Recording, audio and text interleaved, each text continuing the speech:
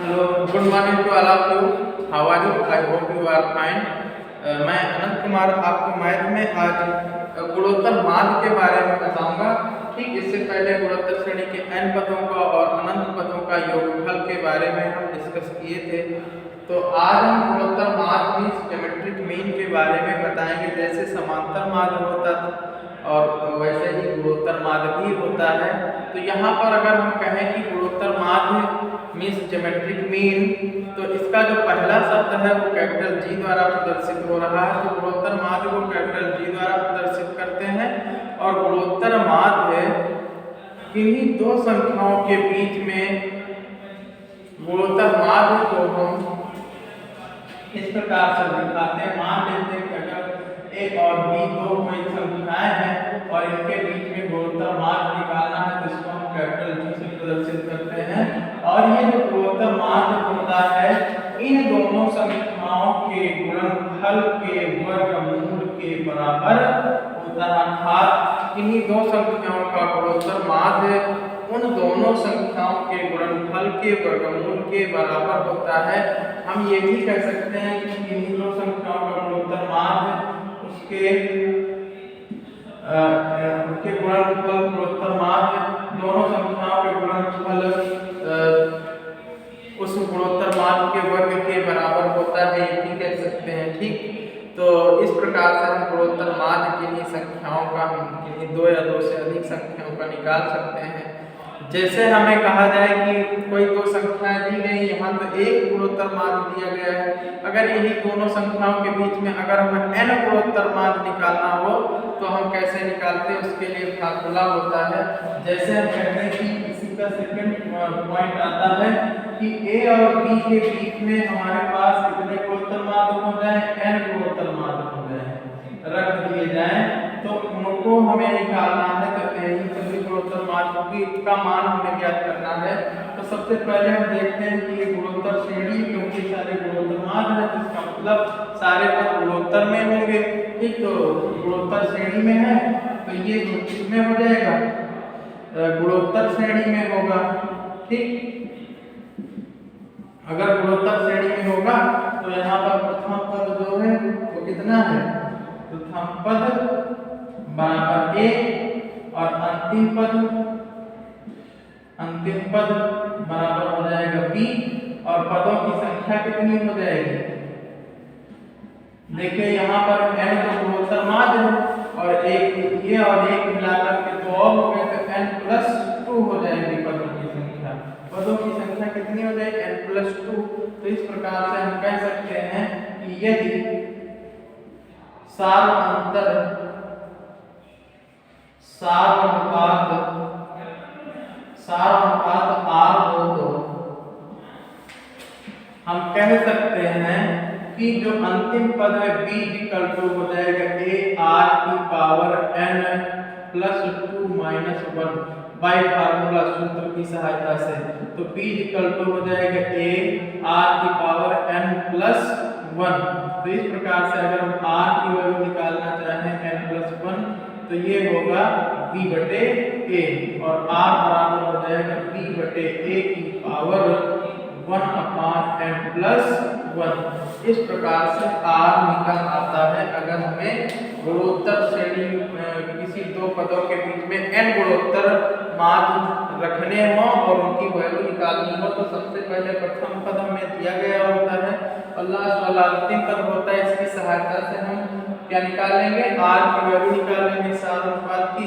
और जैसे ही r की वैल्यू हमें प्राप्त हो जाती है हम वहां से प्रथम पद होता है गुणोत्तर माध्य का ar, क्योंकि प्रथम पद a है तो गुणोत्तर माध्य का प्रथम पद क्या होगा ar, फिर ar² फिर ar³। इसी प्रकार ये क्या हो जाएगा ar की पावर n हो जाएगा। ठीक, तो इस प्रकार से हम r और a की वैल्यू रख करके हम g1 g2 g3 g4 up to gn तक सभी के मान बड़े आसानी से सॉल्व कर सकते हैं। तो अब आप इनको नोट कर ले तो हम क्वेश्चन पर डिस्कस करते हैं।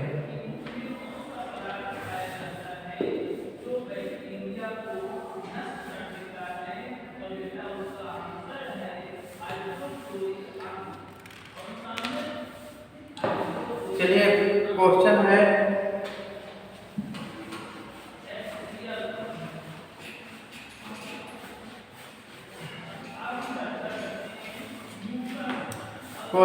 गुणोत्तर 1 व 256 के बीच 3 गुणोत्तर माध्यों का निवेश कीजिए। क्वेश्चन है, पहला क्वेश्चन है 1 व 256 के मध्य 3 गुणोत्तर माध्य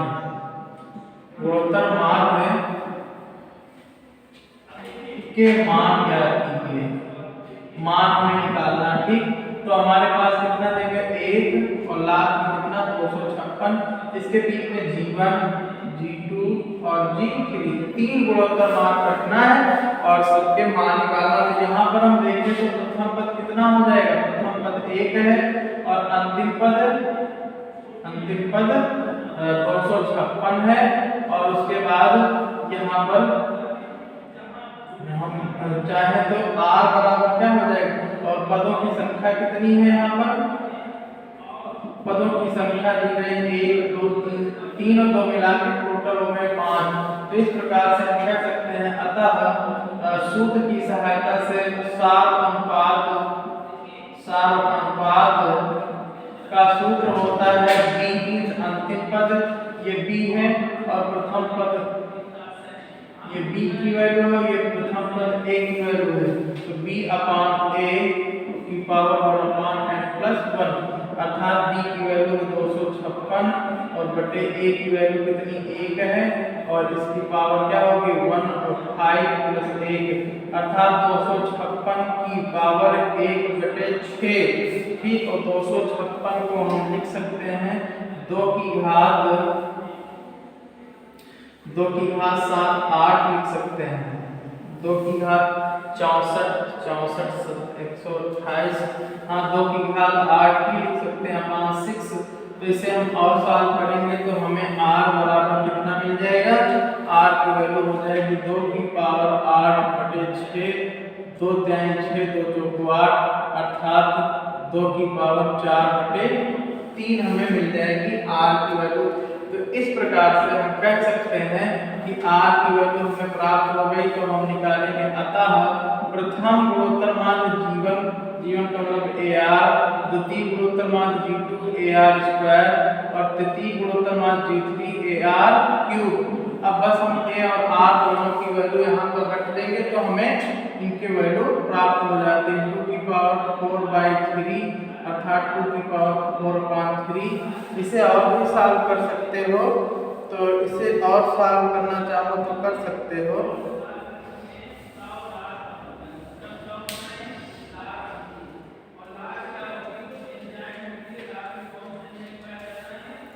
ठीक,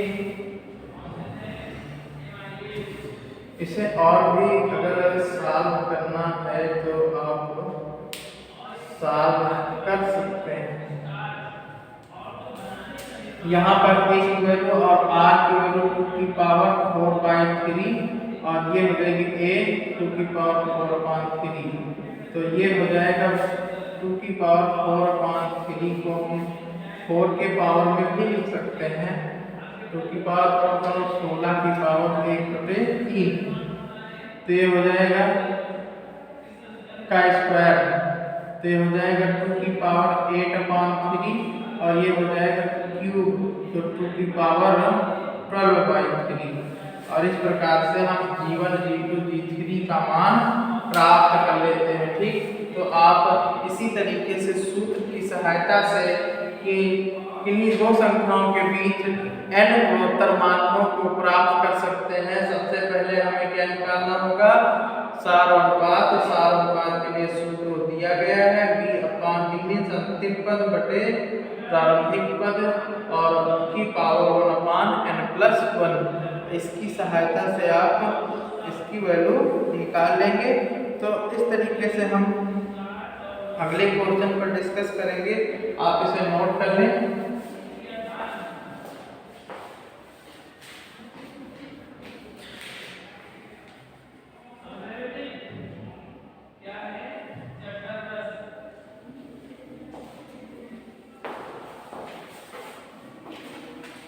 चलिए नेक्स्ट क्वेश्चन है।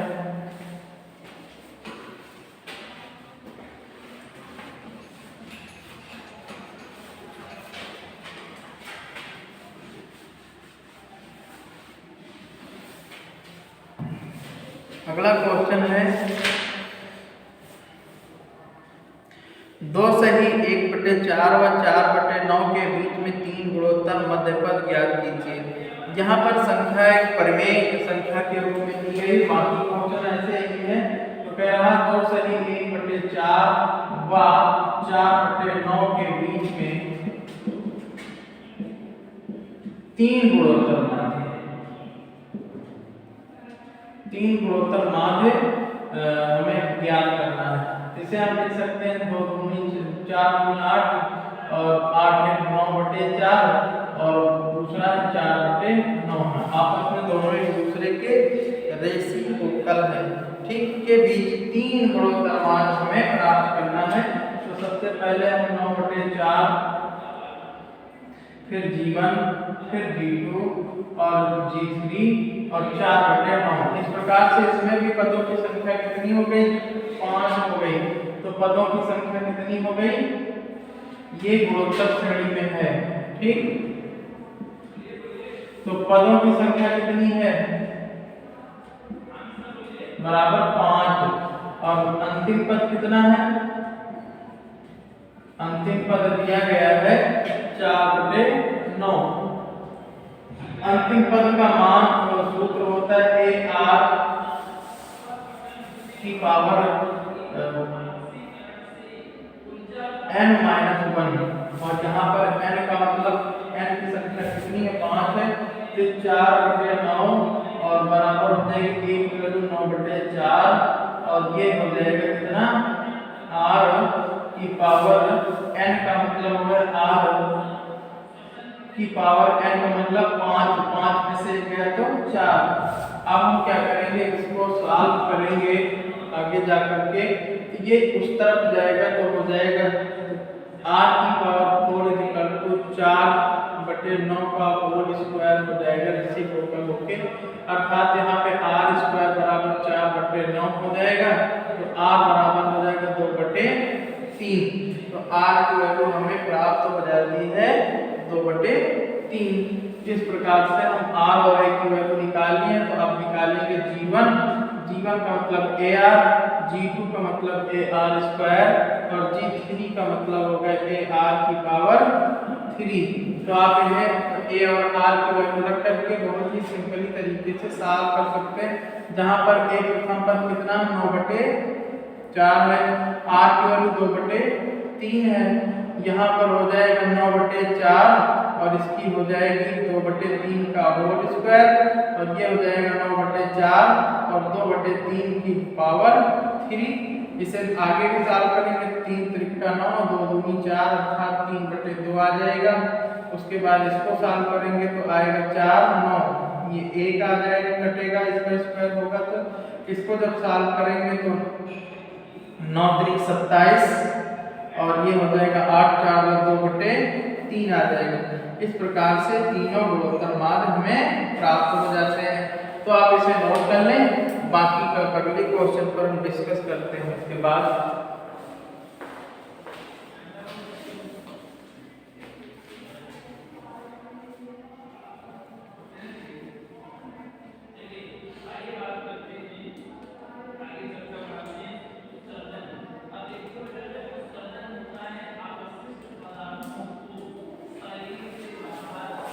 चलिए आगे देखते हैं, नेक्स्ट क्वेश्चन पे चलते हैं।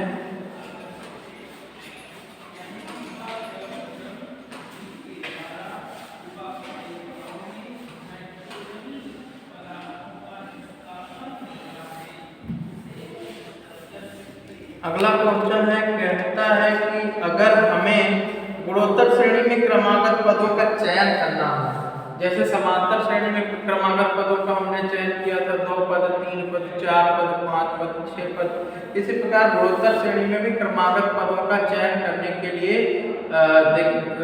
कुछ क्रमागत पद लिए जाते हैं और देखो कैसे लिए जाते हैं। अगर गुणोत्तर श्रेणी में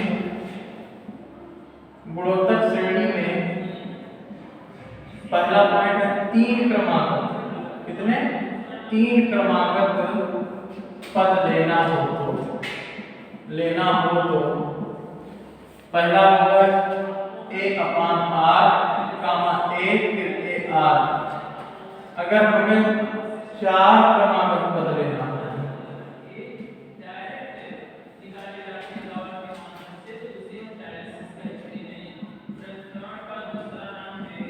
अगर चार क्रमागत पद लेना हो उनको तो होता है A/R3, A/R, उसके बाद AR और AR3, इस प्रकार से होता है। ठीक, अगर हमें पांच पद लेना हो गुणोत्तर श्रेणी के, पांच पद लेना हो, पांच क्रमागत पद लेना हो तो, अगर पांच क्रमागत पद लेना है तो हम करेंगे AR², उसके बाद AR, A फिर AR और AR², ऐसे लेते हैं। ठीक, AR², AR, AR और AR², पांच पद। अगर हमें इस प्रकार से हम कह सकते हैं कि 3, 4, बस मैक्सिमम 5 तक हमें आवश्यकता होती, बाकी इससे बड़े क्वेश्चन आपके सिलेबस में है नहीं। तो इतने पदों को अगर तीन क्रमागत पद लेना हो तो ये वाले लेंगे, चार क्रमागत पद लेना है तो ऐसे इनको मानेंगे, अगर पांच क्रमागत पद लेना है तो नीचे वाले पांच क्रमागत पद मानना होगा आपको। ठीक, तो ऐसे क्वेश्चन सॉल्व करने का देखिए तरीका, इस पर एक क्वेश्चन पर हम चर्चा करते हैं। तो पहला ही क्वेश्चन है, कह रहा कि k का मान ज्ञात कीजिए यदि k+9, k-6 तथा 4 गुणोत्तर श्रेणी में है। इस प्रकार से पहला क्वेश्चन इसका आता है, यदि k+9 और k-6 तथा 4 गुणोत्तर श्रेणी में है,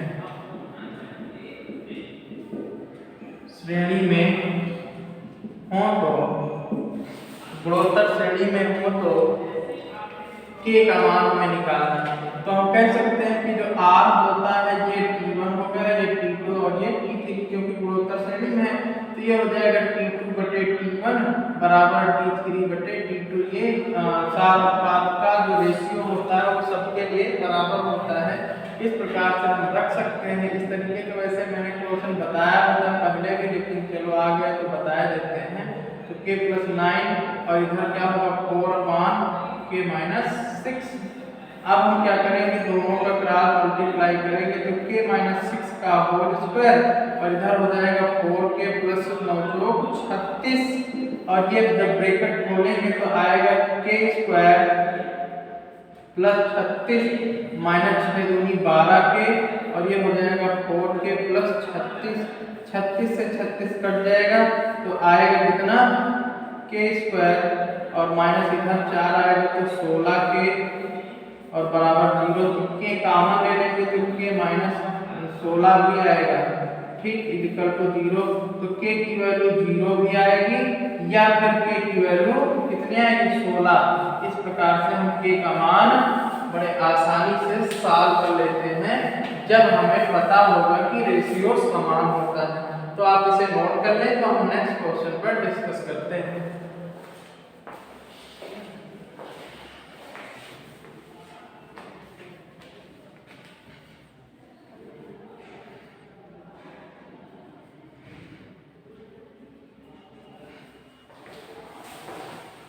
चलिए नोट कर लिया आपका, नेक्स्ट क्वेश्चन देखते हैं। इस प्रकार से आज अनुक्रम और श्रेणी का समापन करेंगे और कल से हम सरल रेखा के बारे में डिस्कस करेंगे। तो आप लोग भी कुछ इसके फार्मूले जो बेसिक पिछली क्लास में पढ़ाए गए हैं उनके बारे में भी पढ़ के आएंगे तो आपको कुछ ज़्यादा समझ में आएगा। तो हम देखते हैं कि इसका आज का इस गुणोत्तर माध्य का अगला क्वेश्चन देखते हैं। कहता है कि अगला क्वेश्चन है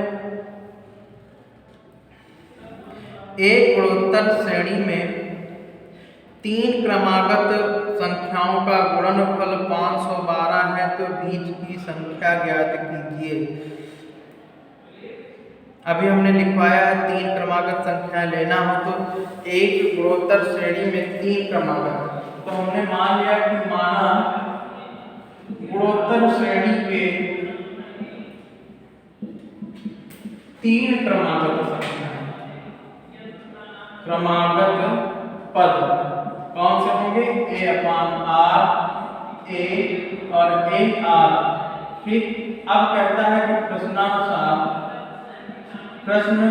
के अनुसार में तीनों पदों का जो गुणा है वो कितना है? 512 है।